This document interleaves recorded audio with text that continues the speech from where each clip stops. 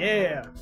Sweat Equity Podcast and streaming shows from Clusterfuck Studios, their stopgap studio until we find a new home. Live. That other voice you're hearing, Very Eric Reginger.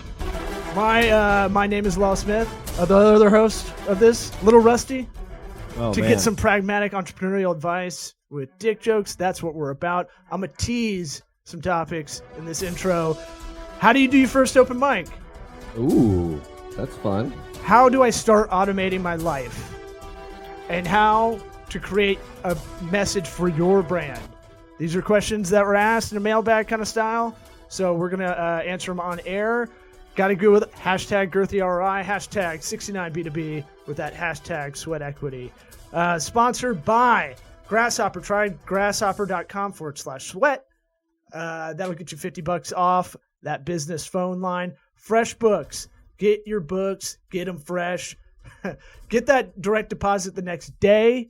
That's a big deal. I know as a small business owner, if I did QuickBooks, sometimes it'd be like, we'll give it to you in 5 days. We'll estimate and we're gonna when we think this electronic transaction will take place that right. we can absolutely control. And then they'll blame your bank, and then you talk to your bank, and they're like, nah, it's them. And you're like, So, go freshbooks.com/sweat. We'll get you that hookup. Holla if you hear me, like Master P. I was a C murder guy myself. But go freshbooks.com/sweat. Gets you a hookup, gets us a hookup. And then Warby Parker, if you need glasses, sunglasses, prescription, don't go to the retailers. You're getting ripped off. Why are glasses that expensive? It's unnecessary. Find the disruptor. Warby Parker trial.com/sweat. They'll send you 5 pairs to try on.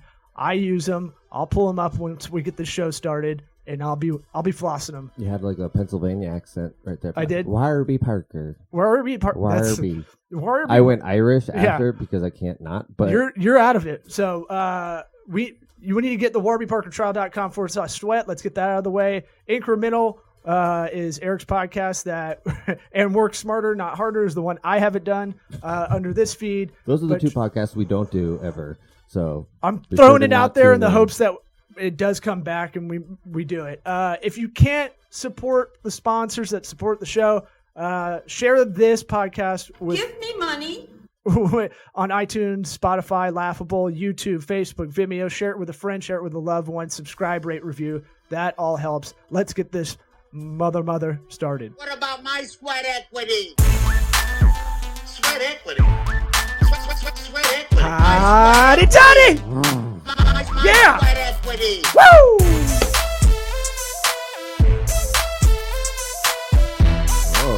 Oh. Smart guy got me. What about my sweat The equity? Warby Parker case is kind of nice, right? Oh. Look at that presentation. Yeah. You know, as I've been control in there. my diaphragm, as I've if you're watching the video version of this podcast, I just put on my Warby Parker glasses. I've had for about 5 years. Mm-hmm. Yeah. WP on the inside. Story checks out. You know, and we're showing the case in the video, but it is one of those things where Apple makes a good product. Part of it is the presentation of the box.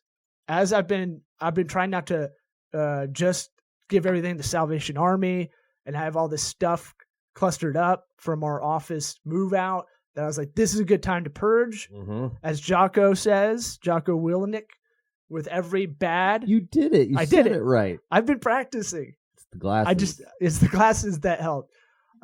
With every bad situation, there's good in it. For sure. Yeah, we know it, but it's a good mantra to kind of repeat when, you know, you're getting in that victimizing-ish area. Oh, yeah. You know? There's so much stuff that you can be like, oh, I know it's going to be fine. But, like, unless you systematically say it out loud or, like, whatever ritual, like, something that's forced. Like, you have to force it to actually believe it to a point, you know? Right. And so we're in this stopgap studio in your place. I'll set one up in mine as another option. Just so we have coverage for this podcast, which we have to apologize for not getting episodes up it has been a clusterfuck Oh yeah. to be able to do it. And you're almost dead right I now. feel like I'm gonna poop my pants, baby. So you got, what time did you get up this morning? I've been up since like 3. And we're recording this early on a Friday morning, it's 9:45 right now. So you're feeling healthy. p.m. Right?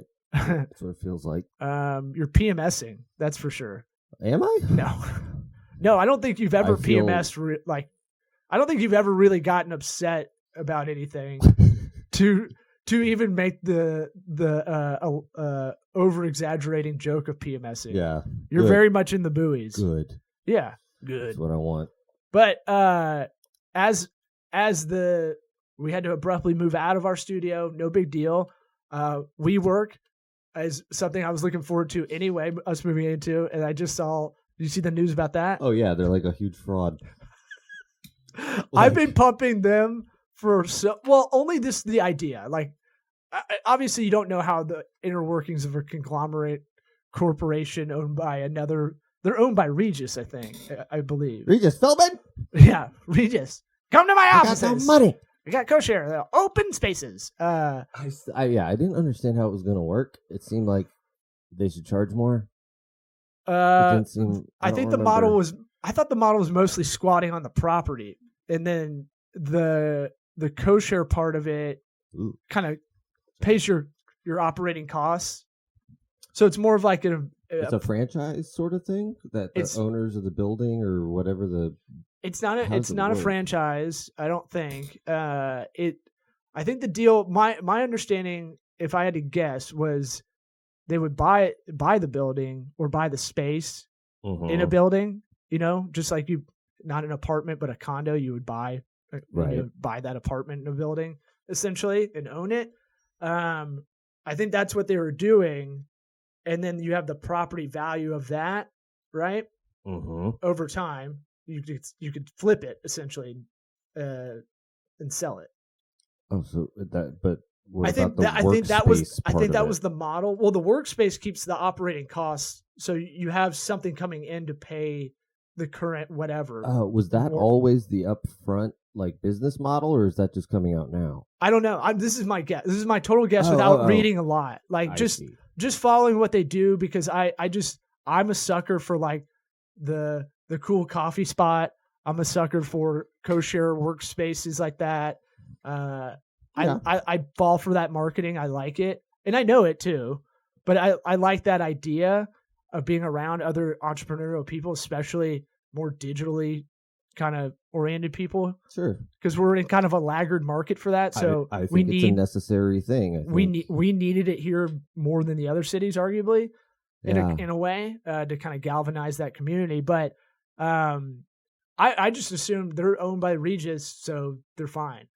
But now I'm kind of bummed that it's not opening until February here, and then which probably means April or May, never.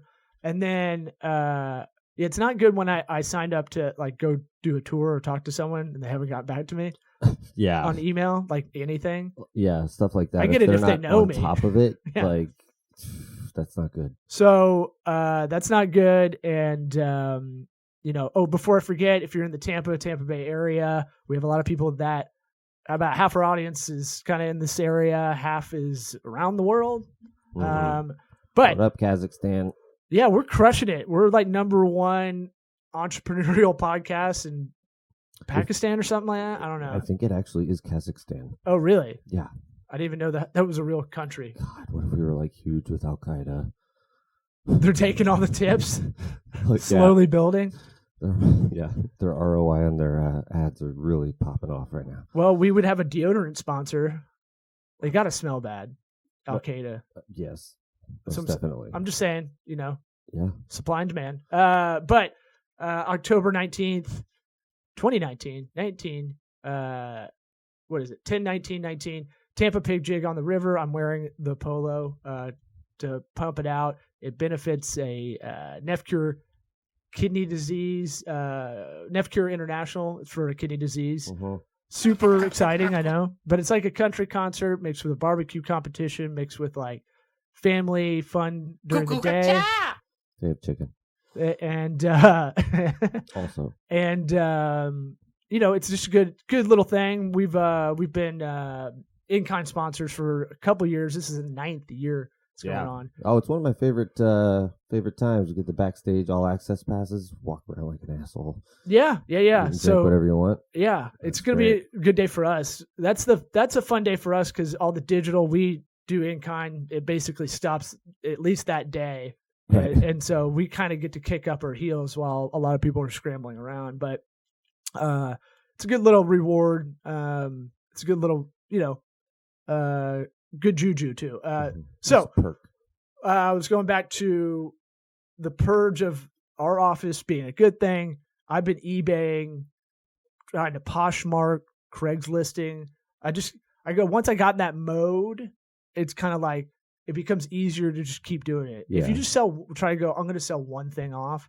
For some reason, that doesn't work in my head. Yeah, well, like for stuff like that, a lot of it is just like learning how to do eBay, just like going through the process once, and you're like, oh, this isn't bad. Like, and then you get your own little system. Like you were talking about, you wanted to have like your own packaging station. I was looking up on Amazon how to if I want to do this on a continual basis is what I was trying to think. Make this more of a habit of always just be kind of selling off a bunch of stuff if it has any value, even if it's a wash. Yeah. Like you're selling baby. I have a bunch of baby clothes. You could sell the hardware on the kitchen cabinets yeah, in your apartment. like a meth head. When it's cleaned out, copper piping. Yeah. They don't have copper piping anymore. I didn't know that. No, that's old school. That's what happened here. That's why the floors are all fucked up.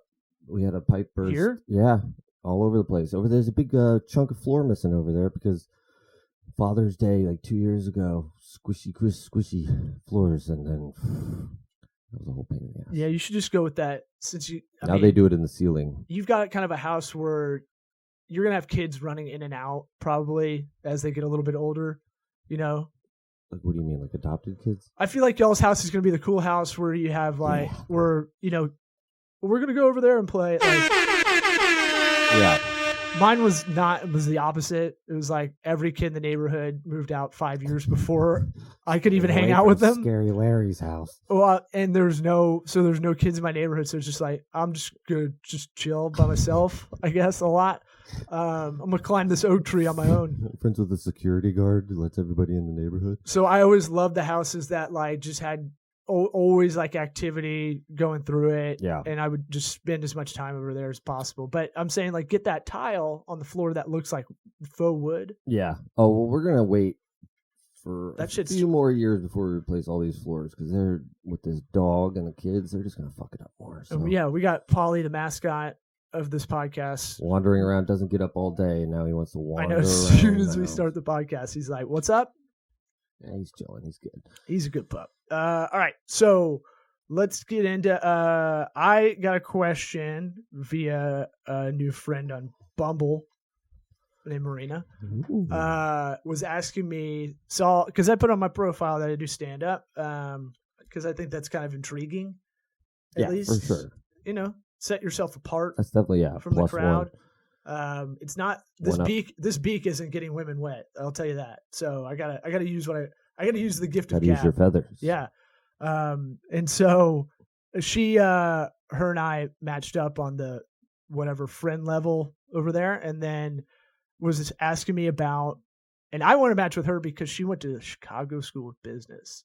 You want to steal her knowledge base. That is to me, that's the best. MIT or that school is the best higher institution. Yeah, and when do you publish your rankings for Law's favorite business schools? I do my 101 rank. Well, it just came out, so I just started over. Oh, okay. You got to build that whole 101. But you think of Harvard. Touring the country. You think Harvard, all Ivy League is the best ones. People forget about those two. Yes, that's all I'm saying. And the Ivy League, I forgot about all of them. I'm not thinking about it. Yeah, well, I mean, when it comes up, went to Harvard, and you're like, yeah. Yeah. I heard you get in. They're bringing it up. It's easy to stay in. When I was at Auburn, it was the opposite. It was super easy to get in, and then they were reading you out. I'd take that. Anyway, but the Chicago School of Business was named after David. The namesake is Booth School of Business, who used to own the company I worked for. I'd ride the elevator with him. He owns basically Kansas basketball, and everybody was scared of him. You mean that crooked program? Whatever, man. You got to play to win. All right. Well, now they're all going to get paid pretty soon. So, like nothing. But California. Oh, did you like that? California's like, hey, athletes need to get paid, and we're going to make this happen. I'm like, they're just looking.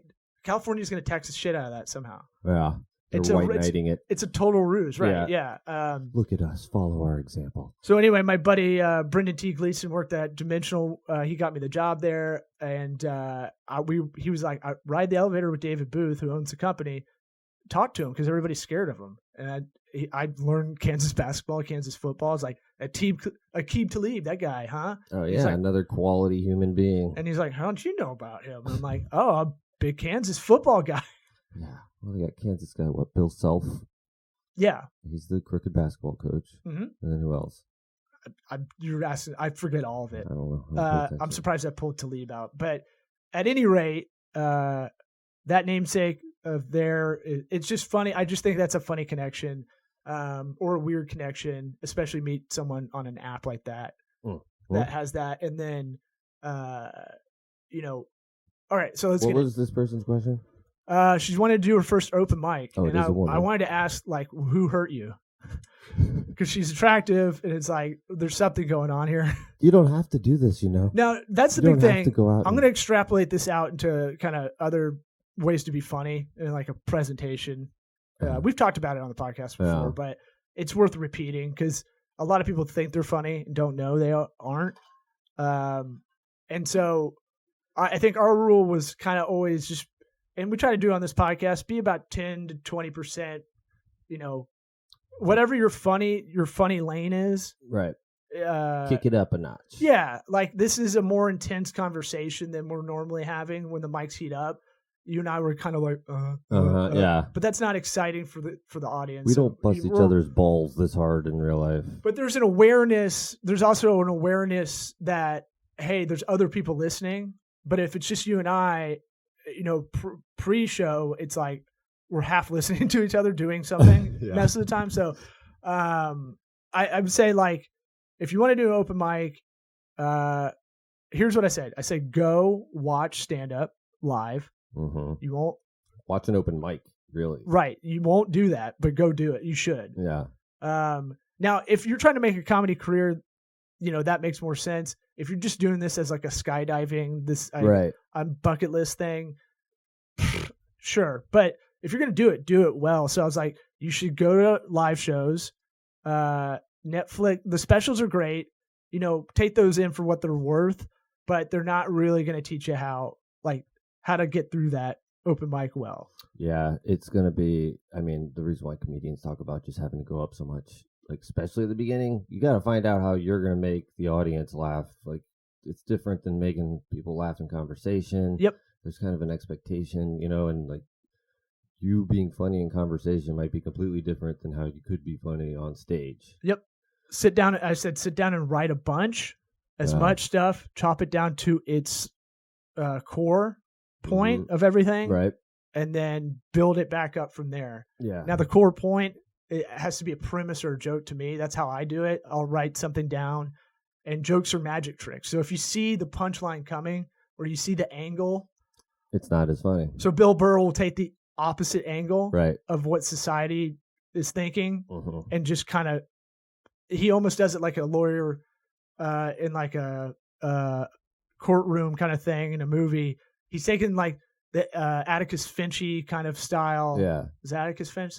I don't know. That's what Grapes of Wrath. To Kill a Mockingbird. I'm trying to think. Gregory Peck is the attorney.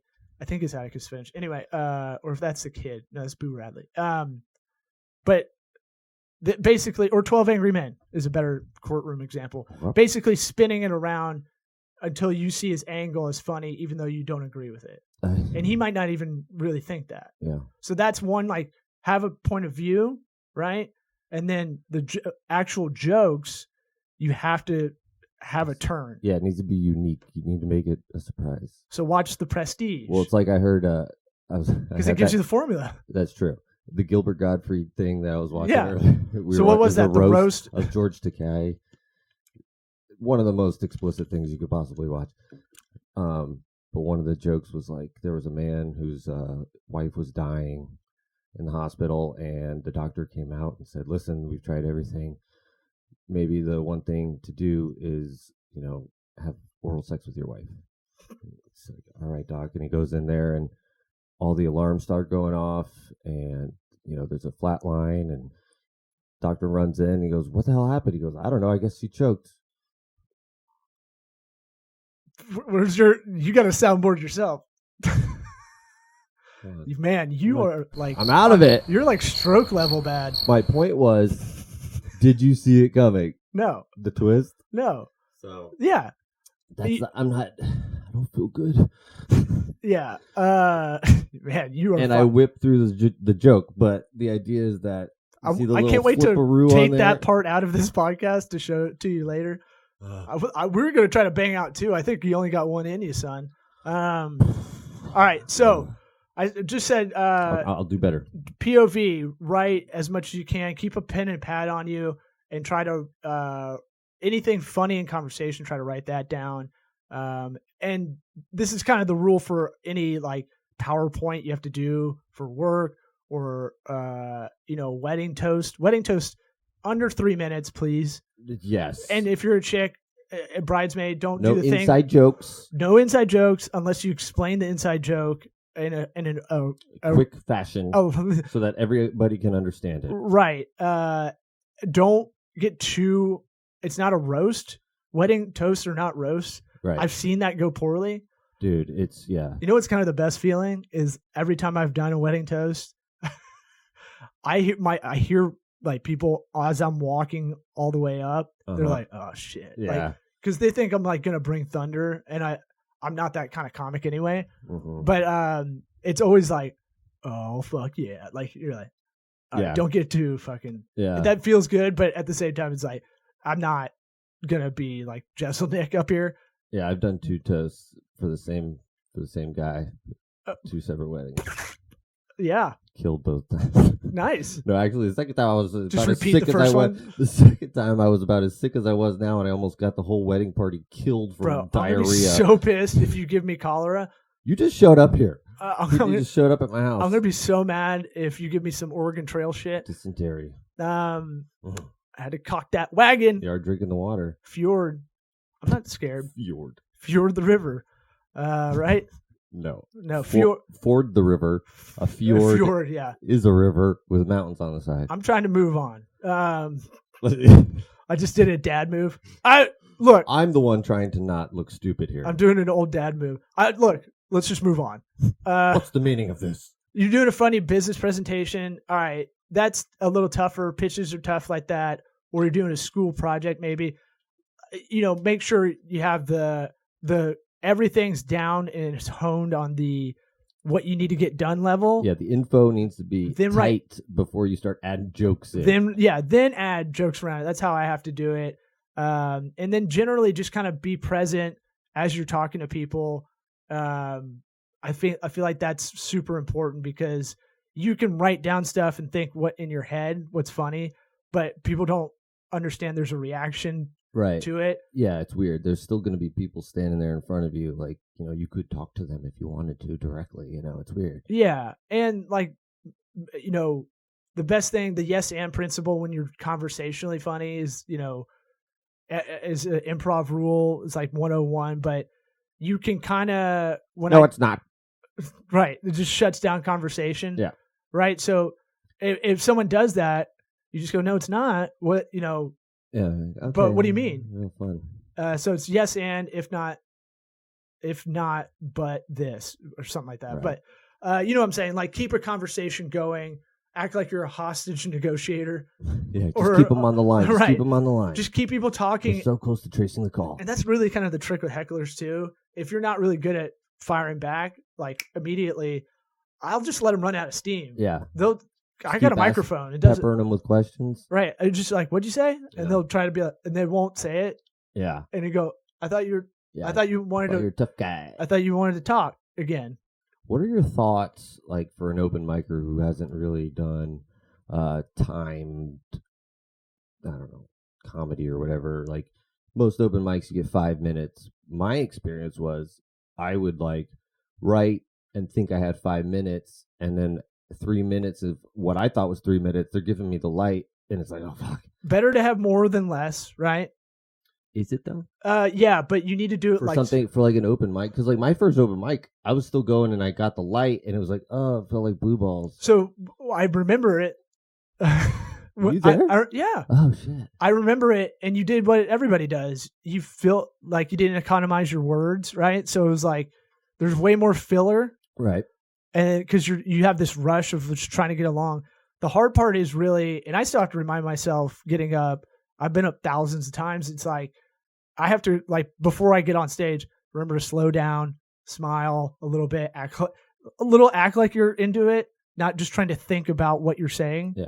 Because I have resting bitch face that comes out. But to your point, better to have more and then know, hey, I might have to cut it here.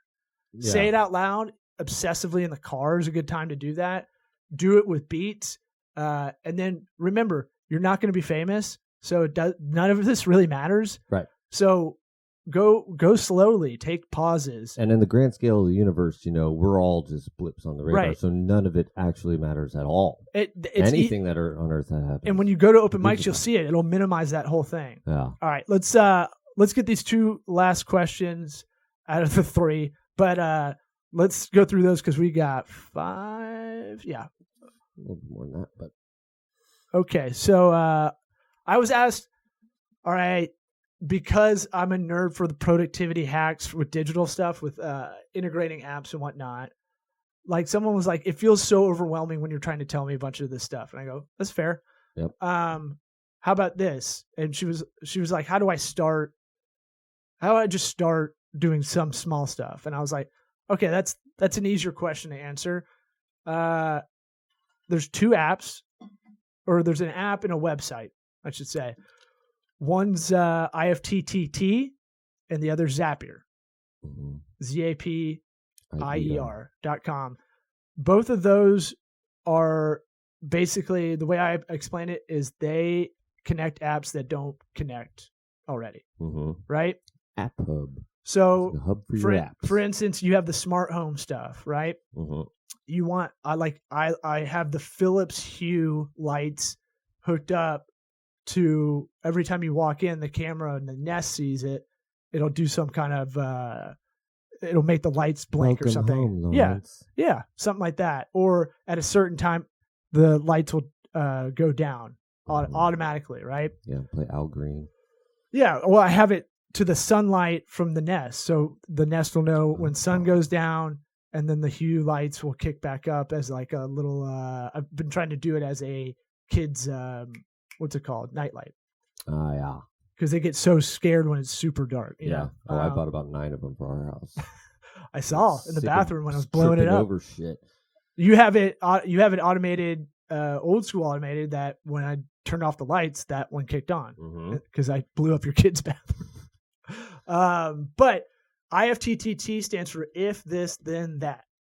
So if this thing happens as a trigger, this will happen as an automation. Yeah. And IFTTT is more of the personal one, whereas Zapier's more kind of businessy apps, I would say. Yeah. IFTTT has more of like, the city of Tampa has one, so it's like anytime there's a emergency, I didn't know the city of Tampa has an app, but they have theirs in the IFTTT like roster.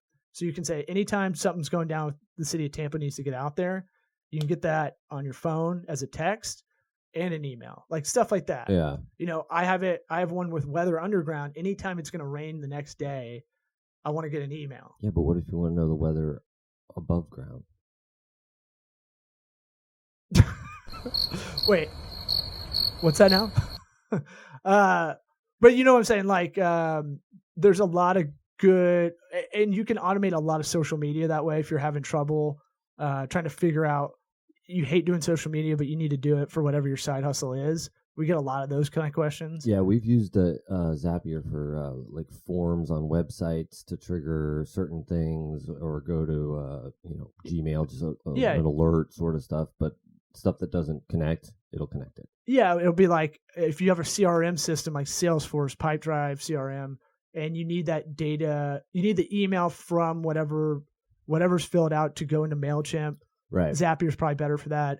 If you need something like on IFTTT, like, hey, every time I post something on Instagram on my personal account, can it automatically post to Pinterest? Right. You know, and not look like shit too. Mm-hmm. You know how like it'll sometimes you can just tell when those things are automated because the caption will have like a bunch of like weird text added to it. Right. Or it's not sized correctly or something. So yeah, for social media, there's probably better.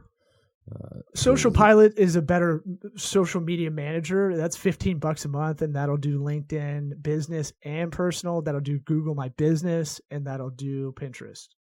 Yeah, among the other with Facebook and Instagram and yeah, Twitter, and then you can scale if you need to have multiple accounts for everything. Yeah.